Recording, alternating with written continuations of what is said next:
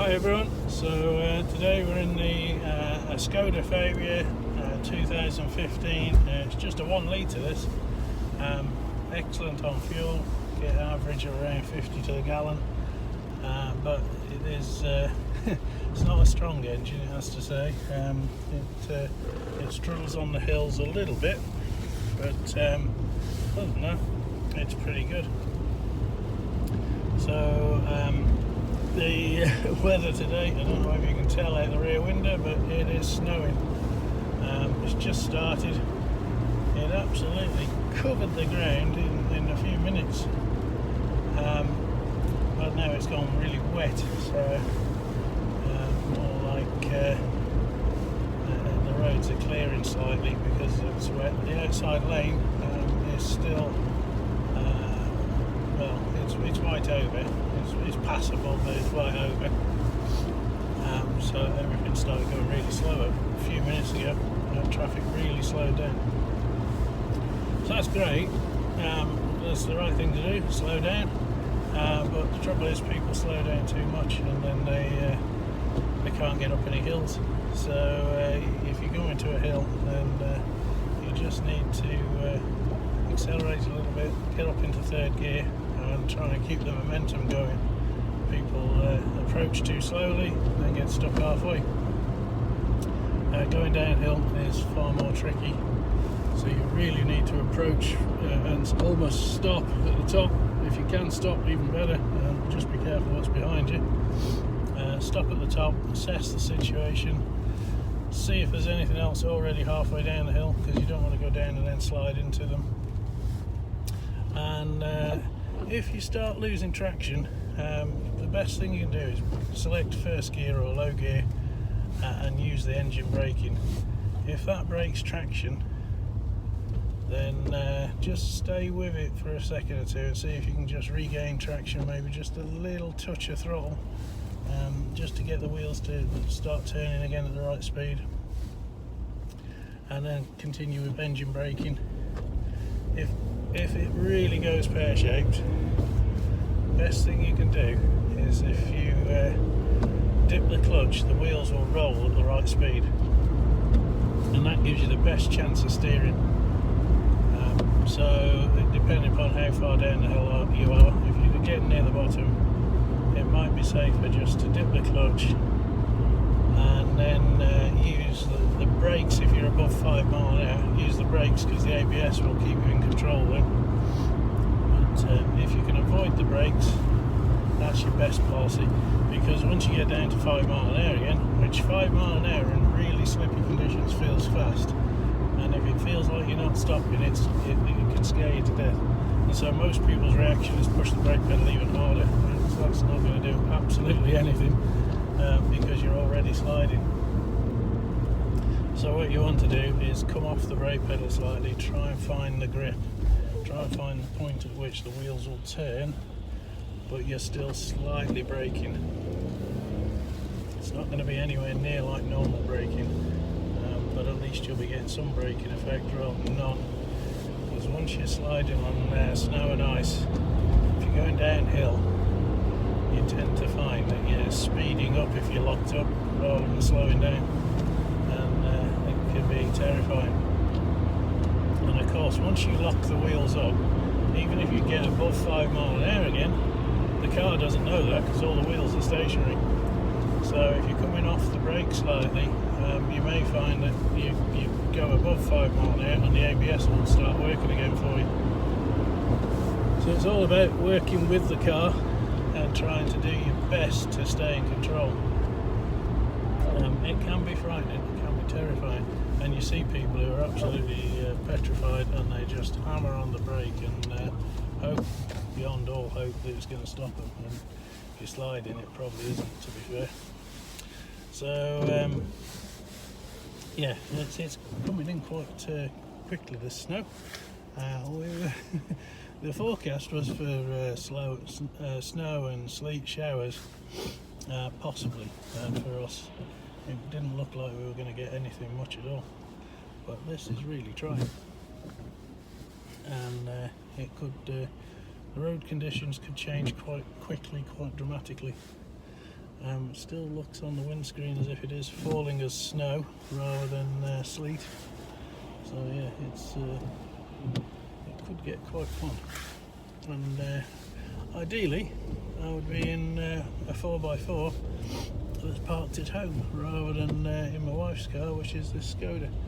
So I've come out to put some petrol in her, do a kind deed and put some petrol in for her, and do some errands while I was out, and ended up in the wrong car.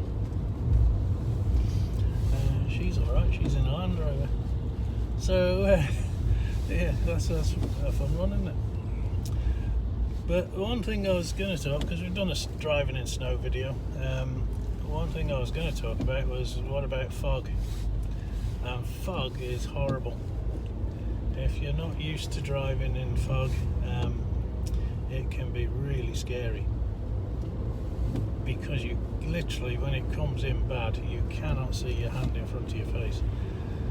Slightly better if you're on a road that you know well, but the secret to driving in fog is obviously get your lights on, get your fog lights on as well. Any visibility less than 100 meters, you should be putting your fog lights on.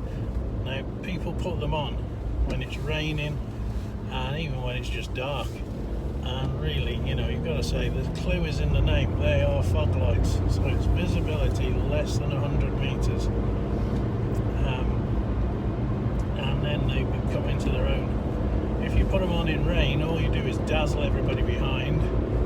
The other problem with that is, if you're on a motorway and somebody is, you know, a mile or so behind you, what happens is they come round a corner and up ahead they can see these bright, what look like brake lights, and people's first reaction is brake, and then you get a whole succession of people braking, and that's when an accident happens. And if nothing more, it actually causes, eventually the one car brakes, the next car brakes slightly harder, the next car slightly harder, until eventually somebody stops. And that's why you get these tailbacks on motorways, where you can't explain why we had a tailback for 20 minutes. And it's because some clown up front has braked, or looks even like they braked because they have their fog lights on. And then everything sort of brakes harder and harder and harder until somebody stops. And then that goes back down the line, and it takes 20 minutes for it to clear. So that's my thoughts on fog lights. Only use them when it's foggy. Clue is in the name. Don't use them when it's raining. They just dazzle people behind you, and it's horrible if you're following somebody with their fog lights on. It's really not nice.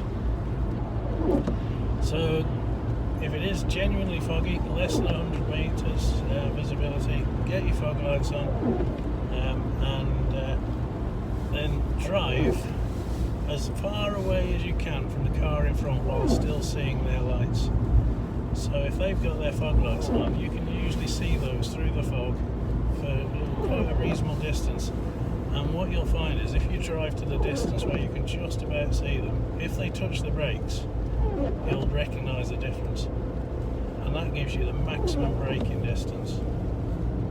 It also gives you the maximum distance notice on corners and things like that. So if suddenly their lights disappear, they've either gone through the hedge or they've gone around a corner, and we hope they're going around a corner, and you can follow them and you can anticipate that corner there.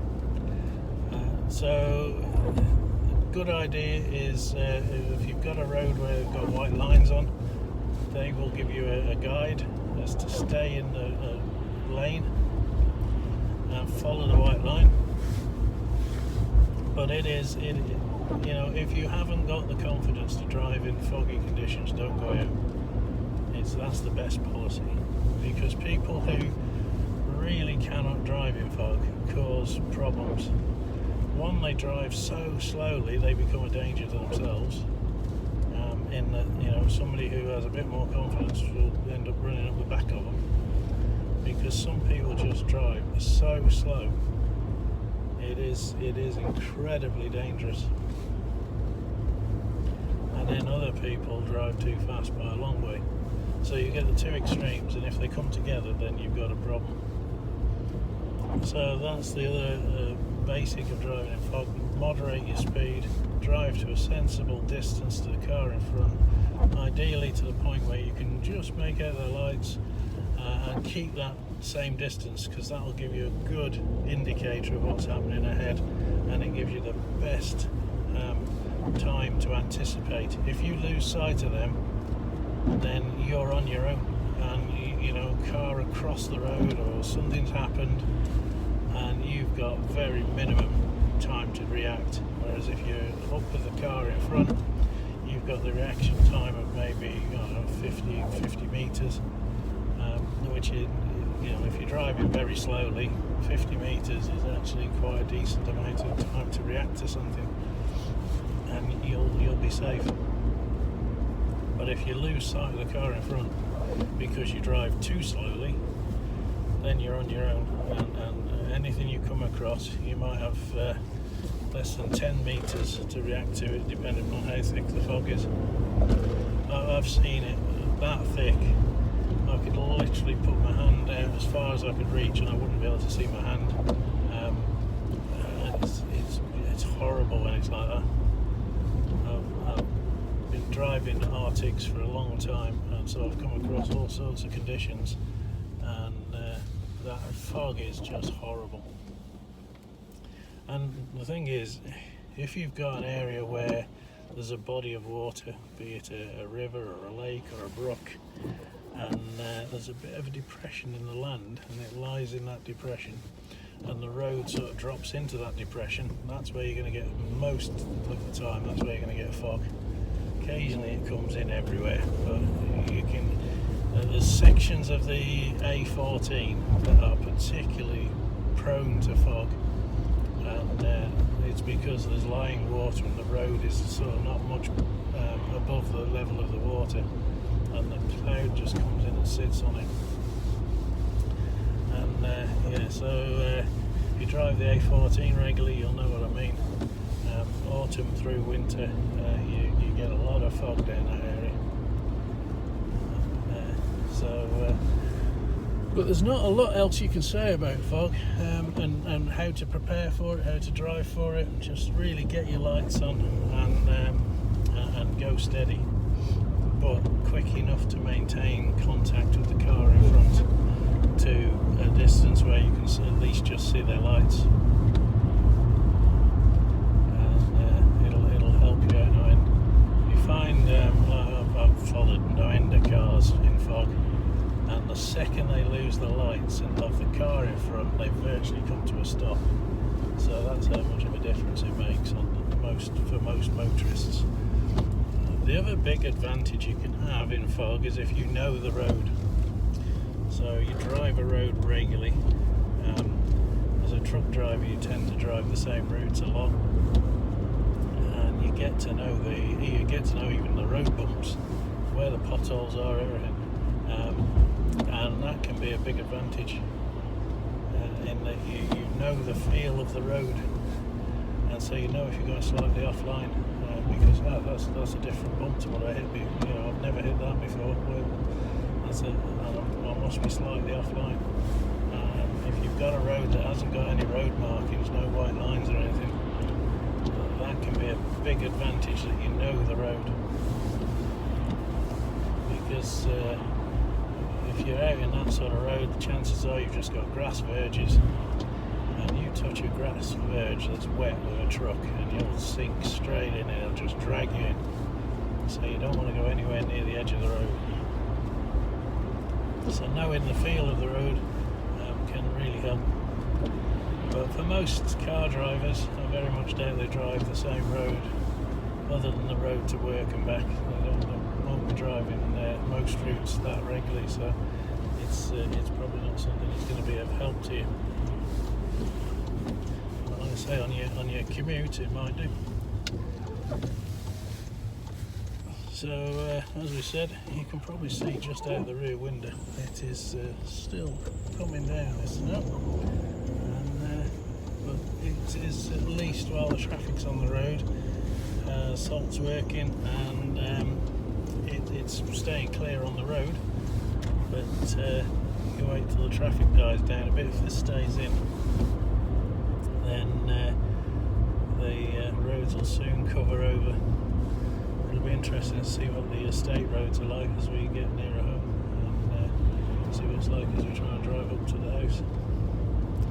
I think it might be time to swap cars and get the Discovery out. It's funny, I was thinking with this with this Skoda, I might just do some drone footage of it, but I don't know whether flying a drone in snow is a good idea, to be fair. I don't think it probably is. Probably not doing the world a good, so we'll have to do that another day. I prefer to do that when it's nice and sunny anyway. It makes for better footage. So anyway, that's it from me on driving in fog, and we'll call it a day. Thanks very much, guys.